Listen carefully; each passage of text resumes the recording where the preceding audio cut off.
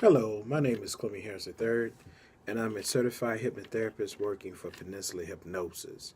Today, I'd like to speak to you guys briefly about hypnosis because there seems to be some confusion with the difference between uh, entertainment and therapy. So, hopefully, today I can clear some of that confusion up. So, we'll start first of all talking about certain myths that we have in hypnosis. There are about six major myths about hypnosis that kind of causes worry to some people when they think about the word hypnosis. Some people think of hypnosis as being sleep. Some think of it as being a trance. Some people think of it as being a loss of control. So we'll start with loss of consciousness first, as the first myth. At no point or time in hypnosis or during the hypnosis process do anyone lose conscious. In fact, you have a heightened state of awareness.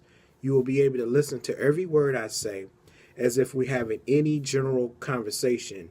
You hear some words more than others. You'll be um, more focused on some words. Some words you'll tune out simply because it don't interest you, but at the same time you'll be relaxed, and that is pretty much what hypnosis is. It's a form of relaxation as well.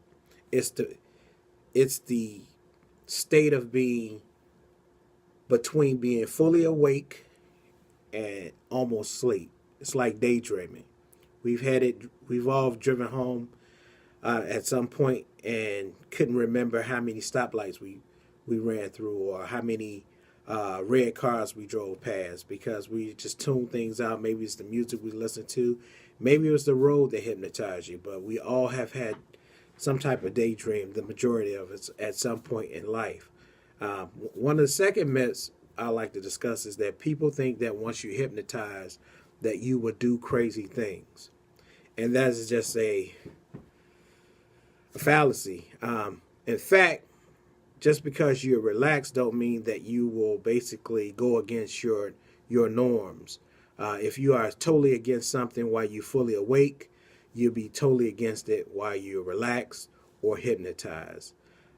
In fact, if it's something that goes, a suggestion is given that you totally disagree with, more than likely you'll become fully awake or emerged out of hypnosis because you adamantly disagree about it. When we watch entertainment like stage hypnosis or movies, people who do crazy things are people who want to be entertained and sign up to do crazy things. I was one of those people at a comedy show in Washington, D.C. I wanted to go on stage. I wanted to be hypnotized, but it was so many people I was not able to even get up on stage. And the things that they did were funny. It was not embarrassing. It was just really comical, to say the least. The third thing we'll talk about is loss of control or surrendering one's will. Hypnosis is, like I said, because it's a state of relaxation, never will you relinquish your control. You are always in control, even during hypnosis. You control your thoughts, you control your actions. Your hypnotist is basically used as a guide to guide an individual in the direction they want to go in. So if you want to be entertained, then the hypnotist will guide you to be hypnotized to relax enough so that you could be yourself and have fun, act silly. If it's therapeutic, then the hypnotist will guide you to relax if you have anxiety, uh, for example. Uh, some people, the fourth myth is people think that you have to be weak minded to even be hypnotized. And that's the contrary. You actually have to be highly intelligent to be hypnotized. In fact, you have to have score at least a 70 on IQ to be hypnotized, because one, you have to follow instructions, and two, you have to have an imagination. You have to be able to visualize with your mind what your hypnotist is basically suggesting to you. So you have to be you have to have a strong mind versus a weak mind.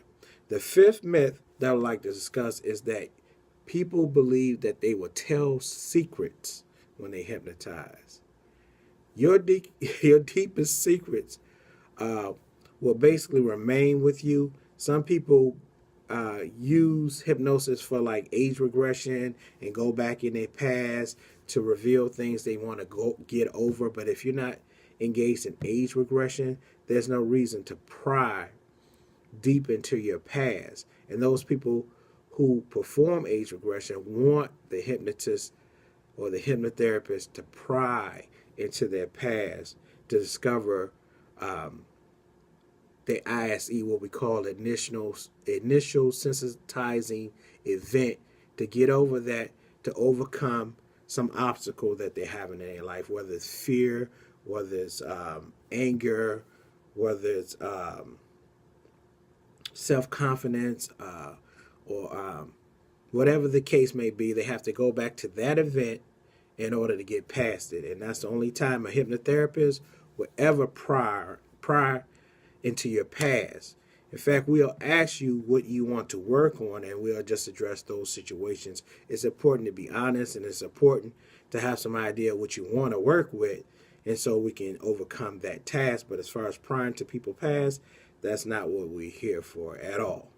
The sixth fear or myth that people have about hypnosis is getting stuck in hypnosis. And it's kind of funny because it's like being stuck in sleep. If you're sleeping really well, you'll sleep. And once you finish sleeping, you'll wake up. Some people have most people have different levels of hypnosis they go into. Some people are naturally easy to hypnotize. Some people are more difficult. But when you reach depths of hypnosis, sometimes it takes a little longer to come out of hypnosis. When we call that process emergence or awakening. And there's a steps to awaken a person, but never do you get stuck in hypnosis. You just be really relaxed, and like when you really relax at home, you take a nap, your body rests, and you wake up. You're never stuck in hypnosis because it's a stage of or a state of relaxation. So these are some of the myths that I would just like to clear up for you. Like I said, we do free demos from time to time. You get an opportunity. Please try one of our convinces. Again, my name is Clemmy Harris. I work for Peninsula Hypnosis. Our number is 804-350-4866, or you can reach us at our website, www.peninsulahypnosis.com. We have a web page, a Twitter, and we're on YouTube as well. Have a good evening.